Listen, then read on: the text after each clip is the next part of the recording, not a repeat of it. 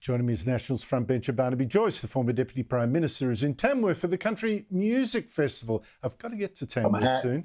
Yep. Barnaby, lovely to see. Mate, you should have put on that hat a bit earlier, maybe, I think. You got a little sun on you. Yeah, I know. I've been in a pool. That's what's done that. Is that what it is? Anthony Albanese says he now hopes this ceasefire deal is going to lower the temperature and tensions here.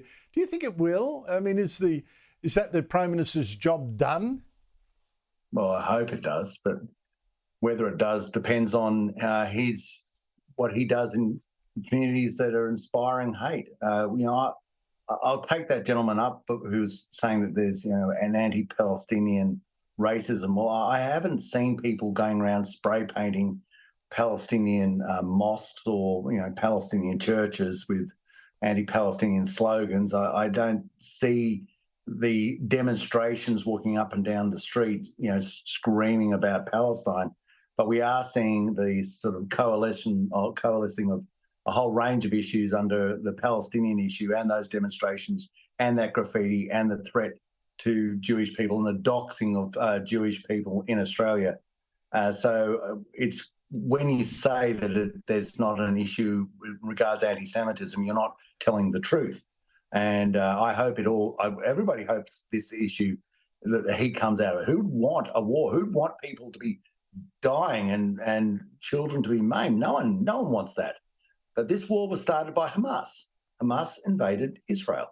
Hamas murdered and killed and raped and beheaded people and mutilated children and did all these terrible things. And when you invade a country and start a war, then the ramifications of the war naturally follows, as hideous as that is.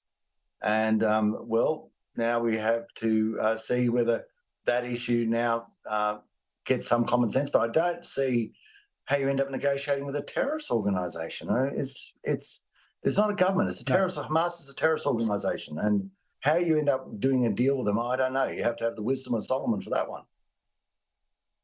Trump has made a deal that keeps Hamas not just still in Gaza, but also reinforces it with potentially 1,000 terrorists. I mean, this is quite extraordinary.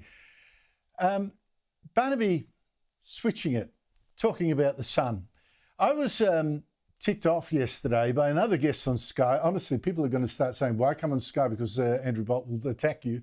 But really, a KPMG partner predicting that global warming is going to cause terrible destruction over the next year. Here she is.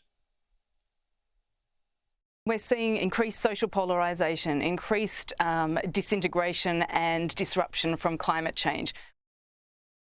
Increased disintegration, seriously.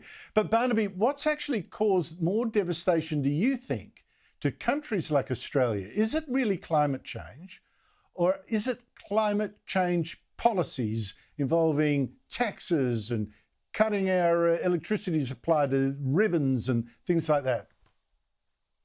Well, let's look at your cost of living. It's the biggest issue about. And there's a direct correlation between your cost of living basically going beyond your capacity to find the money for it. Your power bill's going through the roof. Your groceries are going up because power underpins that. There are so many issues that are connected to energy, which is what this sort of climate cult wants to get rid of. They want to get rid of the production of energy and replace it with intermittent power, which just does not work. This argument's going to be won by two things: physics, because it just doesn't work, and economics, because you go broke trying to make it work. And what we're seeing with this holistic rollout of intermittence is a loss of your standard of living. You are becoming poorer. We've seen research even recently that the making of Australia poorer is now more prevalent, more evident, more profound than we have for decades in the past. And there's a direct correlation between that and intermittent power. And, you can have this argument go round and round with so many people and have this argument. And then you have to throw up your hands up and say, oh, look, you're too wise. You've got it all worked out. So just continue on with the path you're on. And you are now responsible for what happens. What happens to people, you are responsible for it. And by the way, if you don't fix the climate, if it doesn't change, of all the cyclones and bushfires that you attribute to climate change, you attribute to the production of energy, if that doesn't change, are you going to resign? Because you absolutely resigned Australia to a fate where you actually smashed our economy. And our people won't put that caveat on it, but what they want, Mr. Bowen's not going to resign if the climate doesn't change, even though he goes out and professes that this is all about changing the climate back. But, well, if it doesn't, Chris, are you going to just hand in the keys, mate? Because you buggered us. They'll be long gone. They'll be long gone.